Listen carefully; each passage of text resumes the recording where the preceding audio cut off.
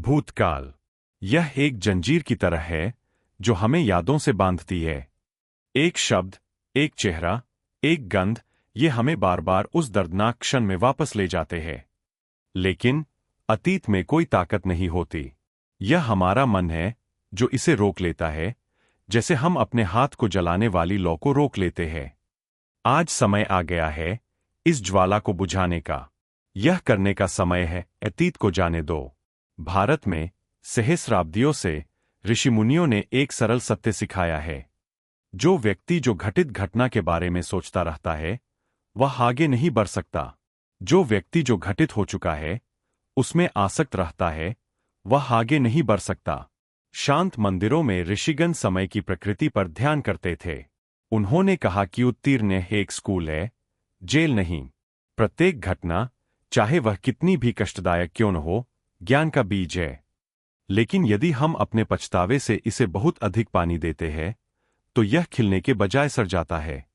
भगवद गीता में भगवान कृष्ण अर्जुन से कहते हैं, अपने कर्मों के फल में आसक्त मत हो।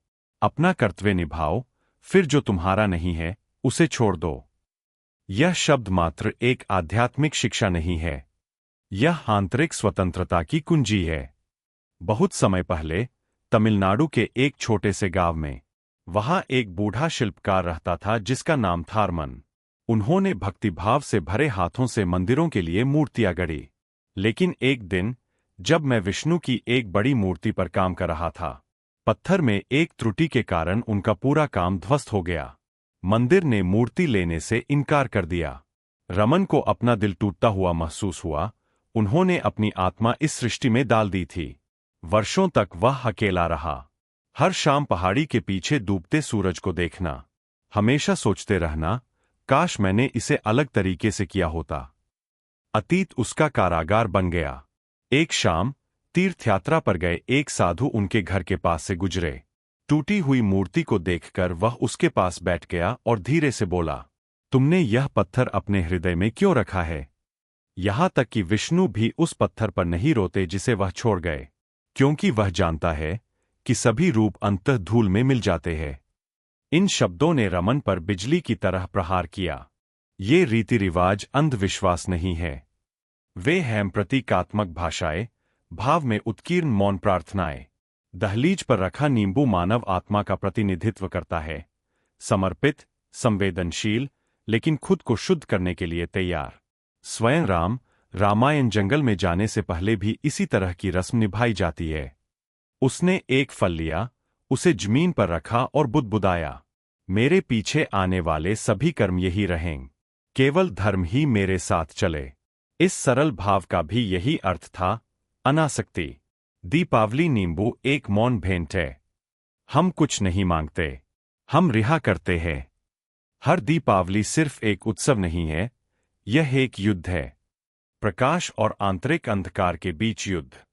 यह मनुष्य अपना मित्र भी है और शत्रु भी। जो आत्मा में ऊपर उठता है वह शांति प्राप्त करता है। जो कोई भी अपने आप को इसके द्वारा गिरने देता है वह स्वयं ही अपना कारागार बन जाता है।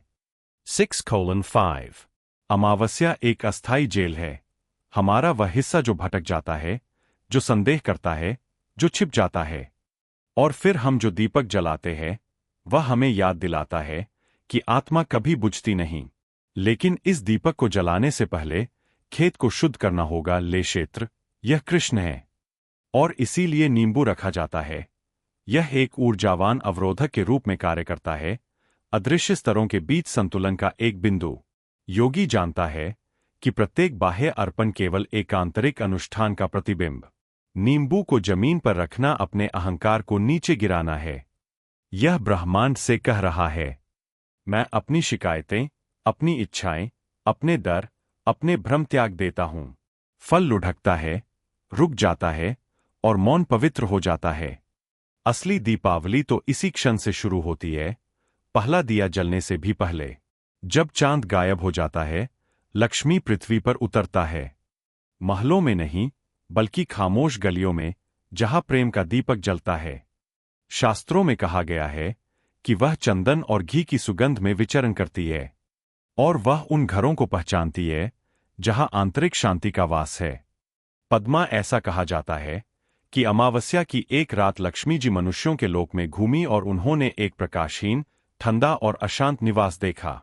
वह अंदर तो गई, लेकिन उसकी चमक तुरंत ही फीकी पड़ गई। तो उसने कहा, जहां क्रोध और भय रहते हैं, मैं वहां नहीं रह सकता। जो प्रकाश आप बाहर जलाते हैं, वह पहले आपके भीतर जलना चाहिए। इसलिए हम दहलीज तैयार करते हैं, हम जमीन को शुद्ध करते हैं, हम एक कोलम बनाते हैं और हम नींबू रखते हैं। प्राण का यह जीवंत फल प्रतीक है सतर्कता का वादा। ऐसा कहा जाता है कि यदि लक्ष्मी यह चिन्ह देख ले तो समझ जाती है कि घर तैयार है। भौतिक संपत्ति प्राप्त करने के लिए नहीं, बल्कि चेतना की समृद्धि। और जब पहला दीपक जलता है, नींबू उसकी चमक के नीचे चुपचाप आराम करता है। भोर से पहले अंतिम छाया को अवशोषित करना। इस फल को ध्यान से देखो। सरल, गोल, नाजुक। यह आपकी अपनी आत्मा का प्रतीक है। ठीक उसी तरह आपका हृदय भी उसी चीज को अवशोषित कर लेता है जिसे वह छूता है। ऊर्जा, शब्द, पीड़ा। और ठीक उसी तरह उसे भी मुक्त होने के लिए पृथ्वी पर अर्पित किया जाना चाहिए। में उपनिषद ऐसा कहा जाता है, जो लोग आंतरिक प्रकाश को देखते हैं, वे अमर आत्मा को देखते हैं। क्योंकि यह आग संसार को नहीं जलाती, यह सत्य को प्रकाशित करती है। असली रस्म नींबू में नहीं है, यह आपके इरादे में है।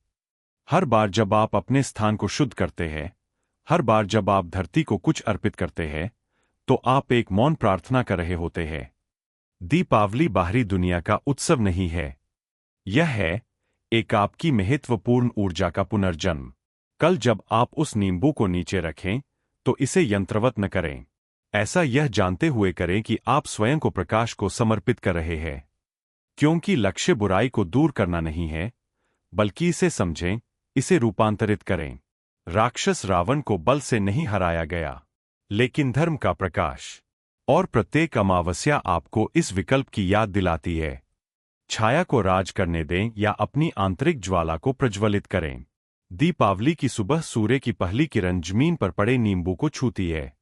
उन्होंने अपनी भूमिका पूरी कर ली है, उन्होंने रात को आत्मसात कर लिया है। अब आप इसे कहीं दूर ले जा सकते हैं, पानी के पास रख सकते हैं और धरती को धन्यवाद दे सकते हैं। में छांदोग्य उपनिषद जलाया जाता है। भक्तिपूर्वक अर्पित की गई प्रत्येक वस्तु, यहां तक कि सबसे छोटी वस्तु भी, ब्रह्मा को अर्पित हो जाती है। यह साधारण फल, जिसे तुम तुच्छ समझते थे, तुम्हारा रक्षक, तुम्हारा पुजारी, तुम्हारा दर्पण था। उसने आपकी परछाई को रोक लिया और आपको प्रकाश का स्वागत करने की अनुमति दी। और जब आप अपना दीपक जलाए, तो याद रखें, प्रकाश अंधकार को दूर नहीं करता, वह उन्हें रूपांतरित कर देती है। दीपावली अमावस्या कोई समाप्ति का दिन नहीं है, यह एक शुरुआत है। एक वादा जो सबसे अंधेरी रात में भी अंतःकरण स्थिर, शांत, शुद्ध रहता है। बस आपकी नजर की चमक का इंतजार कर रहा हूं। Om asato ma sadgamaya. तमसो मा ज्योतिर्गमय। Mrityor ma amritam gamaya. हमें असत्य से सत्य की ओर ले चलो, अंधकार से प्रकाश की ओर, मृत्यु से अमरता तक। पृथ्वी पर रखा प्रत्येक नींबू आपके नवीकरण का प्रतीक बने। कल जलाया जाने वाला प्रत्येक दीपक आपके घर से पहले आपके हृदय को प्रकाशित करे। और यह अमावस्या आपको सबसे बड़ा सत्य सिखाए। प्रकाश आकाश से नहीं आता, यह आपकी आत्मा से आता है।